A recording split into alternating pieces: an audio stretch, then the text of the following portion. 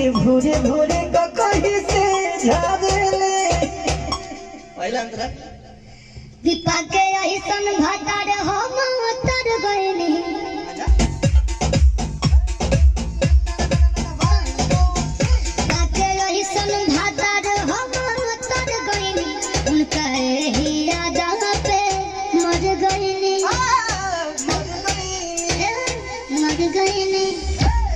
काय स्टाइल बहाए गइया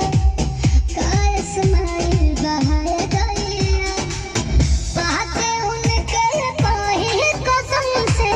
जरा जुड़ाए बहाए गइया सब कुछ भी काम के बोला मुके ही पिया हीरो से भी लागे राजा जी के ही पिया हीरो से भी लागे राजा जी के ही पिया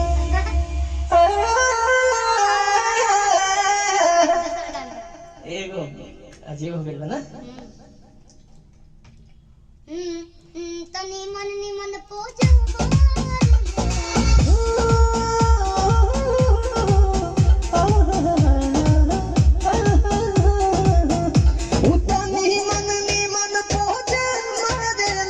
जाके भोरे भोरे को कहीं से झाड़ले दुख सब भागो है दैया भगिया जागो है दैया हमरा बलमुआ पे कवनो के नजरियो न लगो है दैया आवे ना चुर सुहागे कि आवे नाच मोर सुहागे नजरियो न लगो है दैया आवे नाच मोर सुहागे राजा के गिरतिया हीरो से भी लागे नजरियो न लगो है दैया आवे नाच मोर सुहागे के ही पिया हीरो से भी लागे बालम के ही पिया हीरो से भी लागे राजा जी के ही पिया।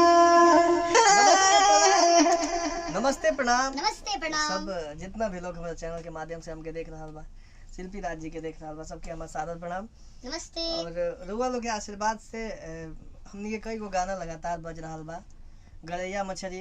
गोदनवा बदरवा बलमू के हिपिया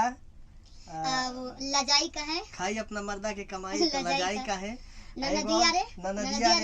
रे छाप दे कमर पे हर दे एगो एगो लागस लंबे लंबे बाल में कमाल पिया बा ये सब गाना बज रहा बा जर्दा पनवा सगरी के रुआ लोग इतना प्यार देनी तो हमारे चैनल के ज्यादा से ज्यादा प्यार दी और हमने के आशीर्वाद दी। नमस्ते और बहुत जल्द नया नया वीडियो लेके रहो सबके बीच में आवत है। नमस्ते नमस्ते।